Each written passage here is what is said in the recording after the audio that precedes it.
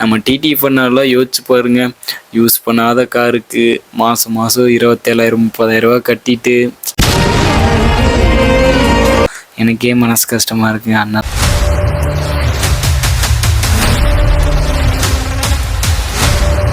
எஸ்டிஃபே எல்லாம் எப்படி இருக்கீங்க? நல்லா இருப்பீங்க நம்புகிறேன். இன்றைக்கி என்ன ஒரு வீடியோ அப்படின்னு பார்த்தீங்கன்னா நிறைய பேர்த்துக்கு பைக்கே எவ்வளோ இன்சில் கட்டி எடுக்கணும் அப்படின்னு சொல்லிட்டு நிறைய பேர்த்துக்கு தெரியாது. அதே மாதிரி பைக்கு நம்மளோட பேரில் எடுக்கணும்னா எவ்வளோ ஏஜ் இருக்கணும்னு நிறைய பேர்த்துக்கு தெரியாது. ஸோ அதைத்தான் இந்த ஒரு வீடியோவில் பார்க்க போகிறோம். அதே மாதிரி நிறைய பேர் இஎம்ஐயில் எடுத்து நிறைய பேர் லாக் ஆகியிருக்காங்க. நான் சொல்கிற சின்ன சின்ன விஷயம் பண்ணிங்கன்னா கொஞ்சம் இஎம்ஐலேருந்து லாக் ஆகிறதுலேருந்து கொஞ்சம் ஓரளவுக்கு ரிலாக்ஸாக ஃப்ரீயாக போயிட்டுருக்கிற மாதிரி இஎம்ஐ பண்ணலாம். அதுக்கு நான் சொல்லக்கூடிய விஷயங்களை நீங்கள் பண்ணிக்கிங்க. ஏன்னா நான் பண்ண தப்பு யாருமே பண்ணாதீங்க. நான் கொஞ்சம் பண்ணி அந்த மாதிரி லாக் ஆகிட்டேன். அதுங்காட்டி நான் சொல்கிற சின்ன சின்ன மெத்தட் நீங்கள் யூஸ் பண்ணி பாருங்கள். உங்களுக்கு அது கொஞ்சம் பெஸ்ட்டாகவே இருக்கணும். இப்போ நார்மலாக ஒரு பைக் எடுக்கணும் அப்படின்னு பார்த்தீங்கன்னாவே உங்களோட நேமில் எடுக்கணுன்னா 21 ஏஜ் ஆகிருக்கணும். இல்லை அப்படி இல்லைன்னா உங்களோட பிரதர் சிஸ்டர் அதை பேரண்ட்ஸ் அவங்க மூலிமா அவங்க நேமில் வச்சு எடுத்துக்கலாம். இப்போ என்னோடய பைக் யாரோட நேமில் இருக்குது அப்படின்னு பார்த்தீங்கன்னா அம்மாவோட நேமில் இருக்குங்க. இப்போ டவுன் பேமெண்ட்னா என்ன? இப்போ நிறைய பேர் இன்சியல் டவுன் பேமெண்ட் ஒன்று தாங்க. இப்போது ஒரு பைக் நீங்கள் பார்த்துருக்கீங்க. அந்த பைக்கோட ரேட் 2 லட்ச ரூபா இருக்குது. அப்படிங்கிற பட்சத்தில் இப்போது டவுன் பேமெண்ட்டாக 10-15 அந்த ஒரு பர்சன்ட் டவுன் பேமெண்ட்டாக கட்டணும். இப்போ நீங்கள் 2 லட்ச ரூபாய்க்கு கால்குலேட் போட்டு பார்த்தீங்கன்னா டவுன் பேமெண்ட் ஒரு 30 ரூபா பக்கம் நீங்கள் கட்டுற மாதிரி இருக்கும். இதாவது நீங்கள் ஆல்ரெடி லோன் எடுத்து இப்போ கரண்ட்டில் போயிட்டு இருந்தாலோ இல்லை சிவில் நல்லா வச்சுருந்தாலோ அந்த டைமில் நீங்கள் லோன் போகும்போது எந்த ஒரு ப்ராடக்ட்டுமே பைக்குன்ட்டு இல்லை எந்த ஒரு ப்ராடக்ட்டுமே நீங்கள் எடுக்கும்போது 10-15% டவுன் பேமெண்ட் நம்ம கட்டியே ஆகணும். இப்போ இது இல்லைங்க, நான் இப்போ தான் ஃபஸ்ட் டைம் லோனே போட போகிறேன் அப்படின்னா ஒன்றும் பிரச்சனை இல்லைங்க. இன்னும் டவுன் பேமெண்ட் பார்த்திங்கன்னா 30-35% கட்டுற மாதிரி இருக்கும். நான் பார்த்திங்கன்னா நம்மளோட ஃபஸ்ட் லோன் அப்படி பார்க்கும்போது நம்மளோட டவுன் பேமெண்ட் இன்னுமே ஜாஸ்தியாக வந்திருக்கும். நான் கொஞ்சம் கம்மி பண்ணி கேட்டதுங்காட்டி பார்த்திங்கன்னா 40-41 சம்திங் அவ்வளோ கட்டினேன். இது தாங்க. அதே மாதிரி நிறைய பேர் இப்போதான் காலேஜ் முடிச்சுட்டு ஒர்க்குக்காக நிறைய பேர் பைக் இஎம்ஐயில் எடுக்கிற மாதிரி இருக்கும். அவங்களுக்கெல்லாம் நான் ஒன்று சொல்லியிருக்கிறேன். என்னென்னா இப்போ நீங்கள் பார்த்துக்கிற பைக்கோட ரேட் எவ்வளோன்னு பாருங்கள். இப்போ மேக்ஸிமம் நான் அப்ராக்சிமேட்டாக சொல்கிறேன், ஒரு 2 லட்ச ரூபாயில் நீங்கள் பார்க்குறீங்க அப்படிங்கும்போது அதில் பாதி 1 லட்ச ரூபா நீங்கள் கட்டி எடுக்கிற மாதிரி பண்ணிக்கிங்க. அதுதான் ரொம்ப ரொம்ப சேஃபு. ஏன் சொல்ல வரேன்னா இப்போது ஃபுல் பேமெண்ட் கொடுத்து எடுத்தாலும் நல்லது தான், இஎம்ஐ போட்டாலும் நல்லதா. அது என்னடா இஎம்ஐ போட்டால் நல்லது அப்படின்னு சொல்லிட்டு நீங்கள் கேட்பீங்க. ஏன்னா ஃபுல் பேமெண்ட் நம்ம கிட்ட இருக்காது, ஓகேங்களா? அப்படிங்கிற பட்சத்தில் நம்ம இஎம்ஐ தான் போட்டாகணும். அப்படியே ஃபுல் பேமெண்ட் கட்டினாலும் மித்தபடி நமக்கு வேறு ஒரு கமிட்மெண்ட் இருந்துச்சுன்னா அதுக்கு நம்ம கடன் வாங்க வேண்டியதாக இருக்கும். எப்படி பார்த்தாலும் ஒரே கால்குலேஷன் தான் வரும், ஓகேங்களா? இப்போது இஎம்ஐ நீங்கள் போடுறீங்கன்னா மேக்ஸிமம் பாதிக்கு பாதி அந்த பைக்கோட ரேட்டு 2 லட்ச ரூபா இருந்துச்சுன்னா 1 லட்ச ரூபா நீங்கள் டவுன் பேமெண்ட்டாக கட்டிடுங்க. அதுதான் உங்களுக்கு ரொம்ப சேஃபு. அப்படி இல்லை ப்ரோ, நான் சேலரி பார்த்திங்கன்னா ஒரு 40-50 ரூபாய்க்கு மேலே வாங்குகிறேன். இப்போ நான் ஒரு 20 ரூபா கட்டி தான் என்னால் எடுக்க முடியும் அப்படின்னா ஒன்றுமே பிரச்சனை இல்லைங்க. நீங்கள் 20-30 ரூபா கட்டி எடுக்கிறீங்கன்னா இப்போ மந்த்லி சேலரி பார்த்திங்கன்னா ஒரு இப்போ நான் அப்ராக்சிமேட்டாக சொல்கிறேன். இப்போ நான் ஒரு 40 ரூபா கட்டியிருக்கேங்க. என்னையவே எடுத்துக்கலாம், யாரை பற்றி நான் சொல்லலை, என்னையவே எடுத்துக்கலாம். இப்போ நான் ஒரு 41 ரூபா கட்டியிருக்கேன். அப்போனா இப்போ மாதம் என்னோடய இஎம்ஐ எவ்வளோன்னு பார்த்தீங்கன்னா 6500 ரூபா வருது. இது என்னோடய சேலரியில் 50% பார்த்திங்கன்னா பைக்கோட இஎம்ஐக்கு மட்டுமே போகுது. இதில் பார்த்திங்கன்னா பெட்ரோல் தனியாக வருது. அப்படி பார்க்கும்போது பார்த்திங்கன்னா முக்கால்வாசி சேலரியே 60-75% என்னோடய சேலரி ஃபுல்லாமே பைக்குக்கு மட்டும்தான் போகுது. அப்படிங்கிற பட்சத்தில் என்னோடய வெளியே எந்த ஒரு செலவுமே என்னால் பார்க்க முடியாதுங்க. நான் பண்ணுற ரைடாகட்டும் அதெல்லாம் எவ்வளோ கஷ்டப்பட்டு பண்ணுறேன்னு எனக்கு மட்டும்தான் தெரியும். அதுங்காட்டி இஎம்ஐ போடும்போது இப்போ இல்லை ப்ரோ என்னால் 1 லட்ச ரூபா எங்கிட்ட கையில் இல்லை, 1,00,000 அமௌண்ட் எப்படி சேர்த்துறது அப்படிங்கிறது தான் இந்த ஒரு இப்போ நான் சொல்கிற மெத்தேட் பண்ணி பாருங்கள். இப்போ நம்ம ஊரில் பார்த்தீங்கன்னா இப்போ நிறைய பக்கம் 1,00,000 சீட்டு, 2,00,000 சீட்டு, 50,000 சீட்டு அந்த மாதிரியெல்லாம் போடுவாங்க.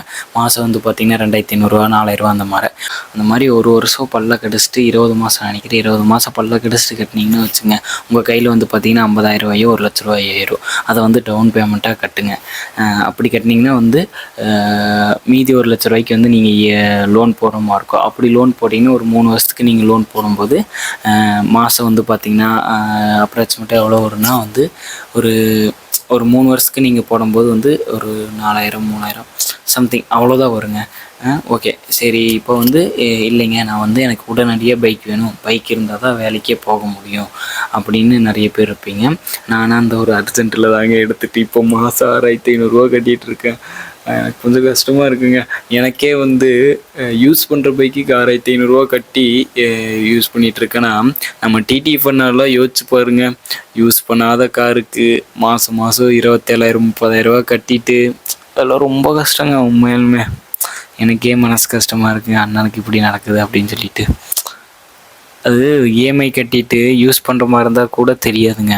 இஎம்ஐ கட்டி யூஸ் பண்ணாமல் அது பாட்டுக்கு ஒரு ஓரத்தில் அழுக்காயிட்டு தூசி ஆகிட்டு அது எல்லாத்துக்குமே கஷ்டமாக இருக்குங்க. ஏன்னா அவ்வளோ லேக்ஸ் போட்டு காரு அந்த மாதிரி வாங்கும்போது இப்படி பண்ண இப்படி இருக்கும். அவ்வளோ வந்து என்னால் வந்து டவுன் பேமெண்ட் கட்ட முடியாது. இப்போ தான் எனக்கு இப்போ நான் ஒர்க்குக்கு போகிறேன், என்கிட்ட வண்டி இருந்தால் தான் ஒர்க்குக்கே போக முடியும். அப்படின்னா என்ன சொல்ல வரேன்னா, அப்படி பண்ணும்போது வந்து பார்த்திங்கன்னா இன்ஷியல் அமௌண்ட் ஜாஸ்தியாக கட்டி தான் ஆகணும்.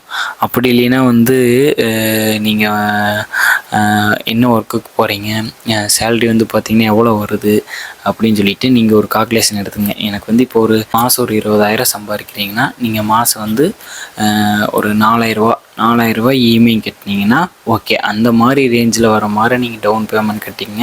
ஏன்னா 4,000 மேலே போயிடுச்சுன்னா அதுக்கு ஃபியூல் செலவு இருக்குது, அது போக உங்களோட ஃபேமிலி செலவு இருக்குது. அதெல்லாம் பார்க்கும்போது ஃபஸ்ட்டு ஒரு 4-5 மாதத்துக்கு எல்லாமே வந்து அதிகமாக இஎம்ஐ கட்டுறோம். அப்படிங்கும்போது ஃபஸ்ட்டு ஒரு 5 மாதத்துக்கு எல்லாத்துக்குமே வந்து ஒரு மாதிரி ஜாலியாக தான் இருக்குங்க. கமிட்மெண்ட் வந்துடும். பர்த்டே கூட பெரிய லெவலில் செலிப்ரேட் பண்ண முடியாமல் போயிடும், ட்ரெஸ் எடுக்க முடியாமல் போயிடும். அந்த மாதிரி எவ்வளோ சுச்சுவேஷனுங்க. நிறைய பேர் வந்து எனக்கு அட்வைஸ் பண்ணாங்க, இந்த மாதிரி சீட்டு போட்டுடு அப்படின்னு சொல்லிட்டு. நான் ஏகப்பட்ட பேர்த்துக்கிட்ட கேட்டேங்க. இந்த மாதிரி எல்லாருமே வந்து டவுன் பேமெண்ட்டு ஒரு 80 கட்டுங்க, 1,00,000 கட்டுங்க அப்படின்னு தான் சொன்னாங்க. சீட்டு போட்டு எடு, இன்னும் கொஞ்சம் வெயிட் பண்ணி சீட்டு போட்டு எடுத்து 1,00,000 கட்டிடுங்க அப்படி இப்படின்னு சொன்னாங்க. நம்ம அப்படியே கேட்கவே இல்லைங்க. இருந்த 40,000 அப்படியே சுருட்டி கொண்டு போய் அங்கே போட்டு அந்த பைக் எடுத்து ஆகணுன்ட்டு வந்துட்டு இப்போ கஷ்டப்பட்டுட்டு இருக்குங்க. உண்மையாலுமே எங்கள் மனசு ரொம்ப வருத்தமாக இருக்குது. அது கூடிய சீக்கிரத்துலேயே நான் வந்து சரி மாதம் 2 டியூவாக கட்டி விட்றலாம் அப்படின்னு சொல்லி யோசித்தேன். அப்புறம் பார்த்தா தான் தெரியுது நமக்கே 13,000 தாங்க சேல்ரி. அதில் வந்து கமிட்மெண்ட் அப்படி இப்படின்னு நிறைய இருக்குங்க. இப்போவே இப்படி ஒரு கமிட்மெண்ட், இதுக்கு நடுவில் பிடிச்சதை பண்ணணும், ட்ராவல் பண்ணணும் அப்படிங்கும்போது எல்லாமே ஒரு மாதிரி ப்ரெஷர் ஆயிடுச்சு. அங்காட்டி இந்த மாதிரி நீங்கள் இஎம்ஐயில் மாட்டிக்காதீங்க. நான் சொல்லியிருக்கக்கூடிய மெத்தடில் ஃபாலோ பண்ணிக்கிங்க.